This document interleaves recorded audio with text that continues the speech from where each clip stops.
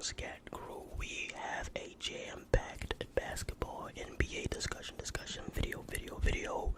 Thank you for tuning in to our weekly ASMR NBA content. We're gonna start our football content up soon in a little bit in the next coming weeks. And also congratulations to the Thunder. I'm gonna make my Game 7 recap or reaction video either later tonight or tomorrow. So come back to the channel and then after this video.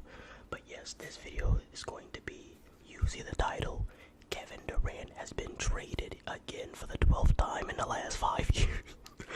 I'm exaggerating, but yes, he has been traded. Kevin Durant is no longer in Phoenix.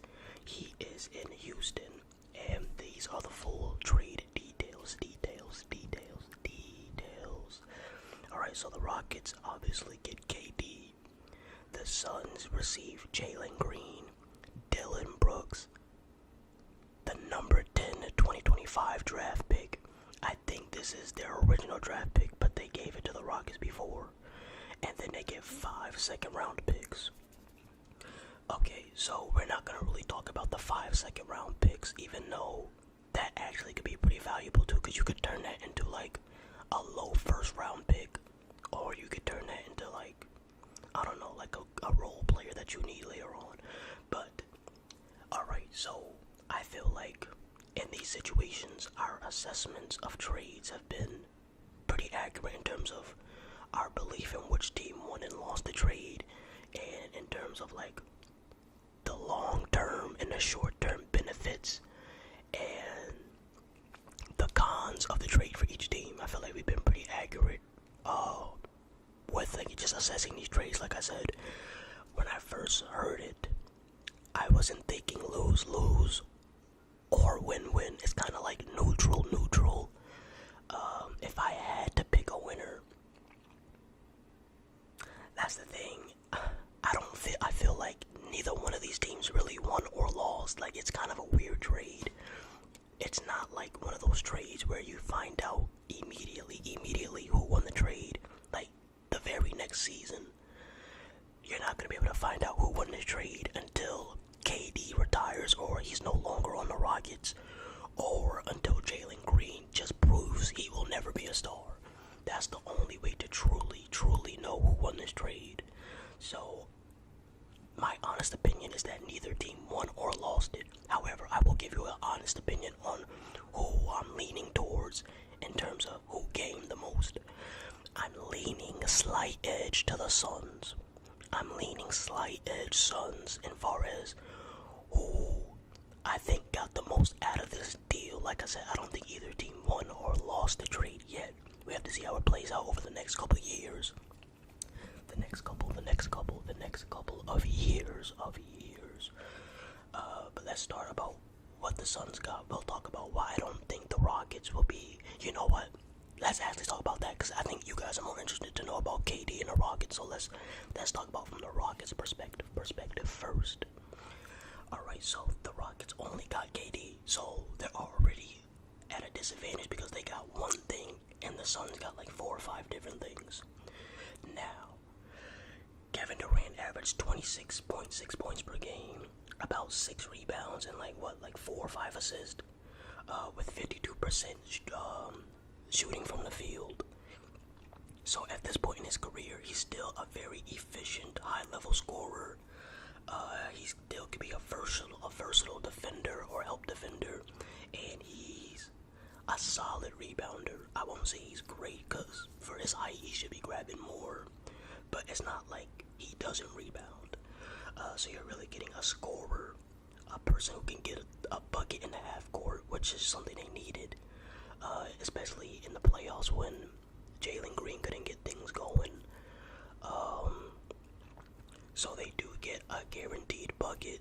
They have a guy who has playoff experience and high basketball IQ, and a guy who knows how to get to a spot. So those are the benefits. The reason why I don't think that the Rockets won is because this doesn't put them over the hump.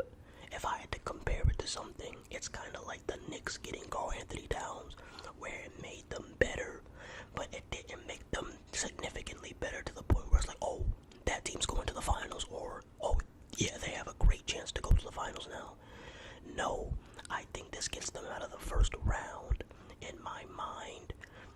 Rockets went from a first round exit to a second round exit, but there will be a competitive second round matchup. They might have a chance to go to the conference finals, but I'm leaning more towards them just being a second round team. But like I said, they'll be a competitive second round team. Whoever they play, they will take them 6 or 7 games. But I don't think KD, just alone adding KD to this team gets them over the hump. Now, if they get like another addition, or if they get some other assets, use some other assets to get another piece, then maybe I'll have a change of heart. But with just the addition of Kevin Durant, no. Like I said, it's kind of like Cat, where it raises their floor, but it doesn't raise their ceiling high enough to where it's like, oh, that team is going to be insane. Like, that team is going to win the chip. Like, if Giannis went to the Timberwolves, you would be like, oh, they probably going to go to the chip or to the conference finals. Like, it's just more, like, concrete. And the thing is, even with Kevin Durant and with the roster that they still have, because they actually got to maintain a lot of their main players like Jabari Smith, Tyreke Eason, and Amen Thompson. Even with all those players, and with Kevin Durant added, for example, I don't think they're better than a fully healthy Mavs team. You telling me Daniel Gafford, PJ Washington, Kyrie, Anthony Davis fully healthy, Klay Thompson, and I'm not even talking about whoever they draft this year, because they're probably going to get Cooper Flag. I'm saying forget the 2025 draft. Let's pretend they don't even draft Cooper Flag. I still like the Mavericks team fully healthy more than the Rockets with Kevin Durant. Now, if you add the assumption that the Mavs are going to add Cooper Flag, it's not even close. I think the Mavs with a Cooper Flag is just a way better team. I think the Thunder are still a more complete team. I think depending on who the Timberwolves get in the offseason and the moves they make, they will be better. So there's just, the depth in the West is just too insane for me to be like, oh yeah, Kevin Durant on the Rockets, oh yeah, they're going to the finals. Like, no, they might get out the second round. Like, that's how dangerous and crazy the West is. The West is so crazy that the best player in the world hasn't gotten out of the second round in 2 years. That's how stacked it is. So, I think this is good for them. I think this gives them a chance, because you gotta give yourself a chance. That's what it comes down to. So, from that perspective of, do they have a chance? I get it. It's a good move. I'm not even saying it's a bad move, in general. But like I said, it doesn't put them over the hump, and they just got rid of their young talent. Like I know I said that they got to keep majority of their young pieces, which they did, but I still think Jalen Green has the higher ceiling than all of them. Amen Thompson, he's really good. I think he's more of a complete player and more of a playoff ready player right now, in comparison to Jalen Green, who I think is more raw. But I think Jalen Green just has more upside. As I look at Amen Thompson, he's like, I think I said this before, Amen Thompson is like, I view him as like he's gonna be the Michael Jordan or the LeBron James of the Derek White archetype. Like the versatile triple-double glue guy. I think Amen Thompson is gonna be like the Michael Jordan version of that. Like just some generational athlete who has insane highlights and moments. But the production is gonna be similar to around Derek White, which is very good still. Borderline all-star level. And I do think Amen Thompson will make the all-star team at some point. Alright, so now let's talk about the Suns' perspective. So like I said, I am leaning slight advantage to the Suns, because the Suns were doomed from the start. They had no championship aspirations, so they significantly, I don't want to say improve, but they might get a little bit worse record-wise or a little bit better record-wise. I don't know. But the thing is, they have given themselves breathing room to develop talent and to bring in more assets and later. So it's kind of like with the Timberwolves trading away Karl Anthony Towns.